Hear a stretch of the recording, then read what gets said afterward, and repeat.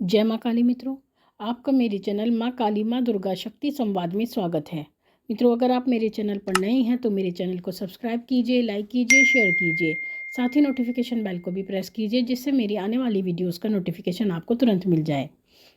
मित्रों, आज का जो विषय है वो विषय ये है कि जब सवारी आती है तो उसके वचन झूठे क्यों होते हैं, यानी जो वो वचन करती है वो झूठे क्यों हो जाते हैं। इससे संबंधित हमारे पास बहुत सारे प्रश्न आते हैं कि सवारी वचन करती है लेकिन वचन सत्य नहीं होते, वचन झूठे होते हैं, तो इसका क्या कारण है। देखिए मित्रों, जब सवारी आती है तो सवारी एक ऐसा वरदान है जो आपको इस जन्म में नहीं प्राप्त हुआ, अर्थात इस जन्म की सेवा आराधना से बहुत कम लोगों को ये वरदान प्राप्त होता है। अगर आप एक अच्छे साधक हैं, अगर आप अच्छी पूजा पाठ करना जानते हैं, तब जा कर के आपको सवारी प्राप्त होती है। लेकिन कुछ ऐसे व्यक्ति होते हैं जो कोई भी पूजा पाठ नहीं करते, कभी उन्होंने साधना नहीं की, साधना का सा भी नहीं जानते वो, लेकिन उसके बाद भी उन्हें सवारी प्राप्त हो गई। तो इसका कारण है कि आपने पूर्व जन्म में साधना की थी, आराधना की थी, अपने इष्ट देव को मनाया था, और आपके जो पिछले जन्म का कहते हैं एक तप था, वो आपको इस जन्म में प्राप्त हुआ। यानी जो पिछले जन्म का तप, आपके अर्जित पुण्य कर्म थे, वही आपको इस जन्म में सवारी के रूप में प्राप्त हुए। तो ऐसी परिस्थिति में जो ये वरदान आपको मिलता है तो उसका हमें बहुत नियमों के साथ पालन करना पड़ता है। जो नियम होते हैं, अगर हम नियम नहीं मानते हैं तो उसके ही कारण हमारे साथ ये परिस्थिति बनती है। क्योंकि लोग कहते हैं ऐसा कुछ नहीं होता, नियम मानने से कुछ नहीं होता, सवारी आ रही है तो आती ही रहेगी, और सवारी जो वचन कर रही है तो करेगी ही, ऐसा कुछ नहीं होता है। हो सकता है बहुत से लोग मेरी बात से सहमत ना हो, और कुछ लोग ये कहेंगे जी हम तो मांस का भी सेवन करते हैं तब भी हमारे पास सवारी आती है। लेकिन आप ये बताइए, अगर आप मांस का सेवन करते हैं तो आपकी सवारी की क्या परिस्थिति है, क्योंकि सर हिलाना ही सवारी नहीं होता। कुछ लोग सोचते हैं कि हमने सर हिलाया तो सवारी आ गई है, माँ हमारे शरीर पर आ गई है, फलाने देवता हमारे शरीर पर आ गए हैं, और पीर आ गए हैं या वीर आ गए हैं, कुछ भी हो सकता है, आप कहते हैं आ गए हैं, लेकिन सिर हिलाना ही सवारी नहीं होता है। ऐसे बहुत लोग हैं जो सर हिला रहे हैं लेकिन ना तो वो वचन कर पाते हैं, ना ही उनकी सवारी बोल पाती है। उसका सबसे बड़ा यही कारण होता है कि आपके अंदर नियमों का पालन नहीं होता, और जब आप नियमों का पालन नहीं करते, ना तो आपकी सवारी खुलती है, ना ही आपकी सवारी बोलती है, और फिर आप दर दर भटकते हो। और अगर आप किसी भगत के पास भी जाते हो और भगत आपकी सवारी खोल भी देता है, तो उसके बाद ये नहीं कि भगत ने आपकी सवारी खोल दी तो आपका काम खत्म हो गया। भगत का तो एक काम है, उसने सवारी खोलनी थी, आपकी सवारी खोल दी है, लेकिन उसके बाद का जो कार्य है अब आपका प्रारंभ होता है।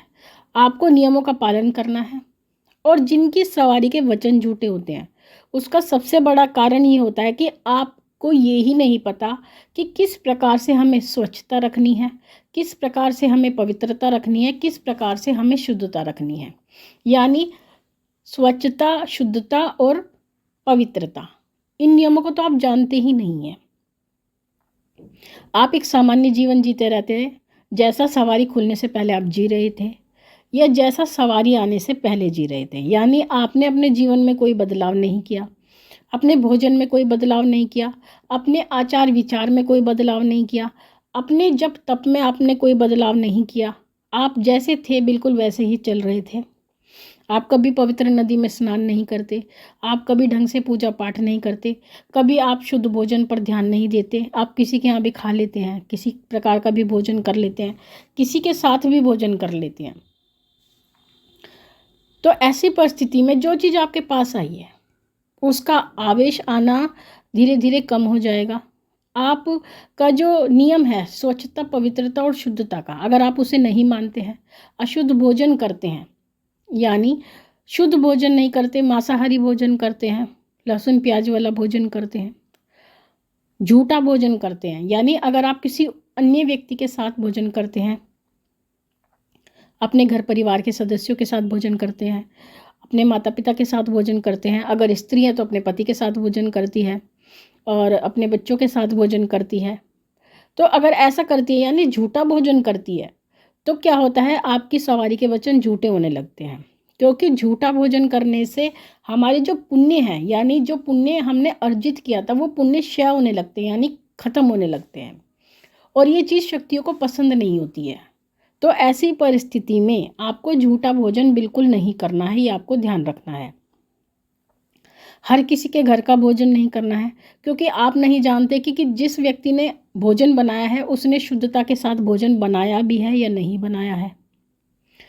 साथ ही कोशिश ये करें कि जहाँ पर भी आप जाएं, अगर आप यात्रा पर भी जाते हैं तो शुद्ध भोजन करने का ही प्रयास करें। अगर अपना भोजन साथ ले जा सकते हैं तो भोजन साथ लेकर जाएं। अगर आप गुजारा कर सकते हैं तो कोशिश करें कि आप गुजारा करें, अशुद्ध भोजन आपको ना करना पड़े। लेकिन आपको मेहनत करनी पड़ेगी, आपको त्याग करने पड़ेंगे। बिना त्याग के इस संसार में कुछ नहीं मिलता। बिना जप के, बिना तप के आपको कुछ भी प्राप्त नहीं होता, और जहाँ त्याग होता है वहीं प्राप्ति होती है। ईश्वर को प्राप्त करने के लिए भी एक भक्त को त्याग करना पड़ता है। आप कोई साधना करते हैं तो साधना में भी नियमों का पालन करना पड़ता है। जो लोग साधक हैं वो जानते हैं कि किन किन नियमों का पालन किया जाता है, तभी उनको सिद्धि प्राप्त होती है। तो इसी प्रकार से जो सवारी आपके शरीर में आती है, अगर आप चाहते हैं कि वो सत्य वचन करे तो आपको शुद्धता, पवित्रता का ध्यान रखना होगा। आपको अपने तन को स्वच्छ रखना होगा। किसी भी प्रकार की गंदगी आपके तन में नहीं होनी चाहिए। रोज़ स्नान कीजिए। अगर बीमारी है तो बात अलग है, रोज़ स्नान करना है। अशुद्ध स्थान पर नहीं बैठना है, भूमि पर नहीं बैठना है। कहीं पर भी कहते हैं शमशान के पास आपको नहीं बैठना है। बिना फजूल इधर उधर नहीं घूमना है। चलते फिरते भी आपको ध्यान रखना है। किसी ऐसी चीज़ को ठोकर नहीं मारनी है जिस पर जो तंत्र हेतु प्रयोग की जाती है। जैसे कि चौराहों पर कुछ सामान रखा है तो उससे भी बच के निकलना है, क्योंकि आपका जो शरीर है वो एक सामान्य व्यक्ति जैसा नहीं है, आप उनसे अलग हो। अगर कोई चीज़ होगी आपको बहुत जल्दी पकड़ेगी। तो इन बातों का आपको ध्यान रखना है, तभी जा कर के जो आपकी सवारी है वो सत्य वचन करेगी। और अगर आपके वचन झूठे हो रहे हैं तो आप अपनी गलती को स्वयं ही पकड़ लेंगे इस वीडियो को सुनने के बाद, और समझ जाएंगे कि आपकी सवारी के वचन झूठे क्यों होते हैं, क्यों आपकी सवारी बोलती नहीं है, क्यों आपकी सवारी खुलकर नहीं आती है, आपने क्या त्रुटि की है, आपको स्वयं पता लग जाएगा। साथ ही आपको ये भी ध्यान रखना है कि आप कितना जप तप करते हैं, कितना अपने इष्ट देव को मनाते हैं, कितना उन्हें भोग प्रसाद देते हैं, कितना उनका खप्पर भरते हैं, ये आपको स्वयं पता लगेगा। आप उनके लिए कुछ करते भी हैं या नहीं, कितना दान दक्षिणा आप उनको देते हैं। ऐसा नहीं होता कि अगर आपका सामर्थ्य नहीं है तो आप ज़बरदस्ती दें, लेकिन जितना सामर्थ्य है, क्या सामर्थ्य के अनुसार आप उनको कभी भोग प्रसाद देते हैं? जो शक्तियाँ आपके पास आती हैं, क्या आपने उनके लिए कोई दिन निश्चित किया है कि आप निश्चित समय पर आप उनको भोग प्रसाद देते हैं?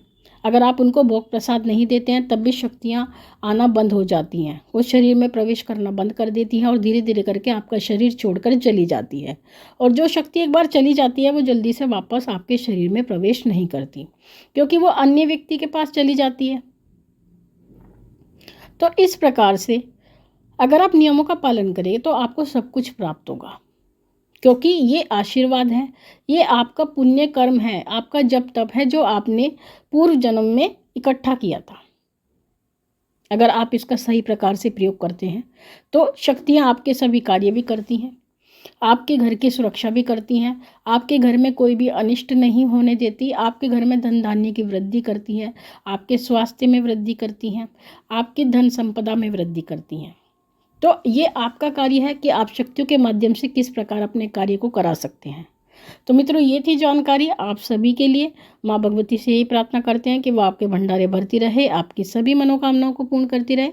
आपसे फिर मिलेंगे अपनी अगली वीडियो में। तब तक के लिए जय महाकाली, जय महाकाल।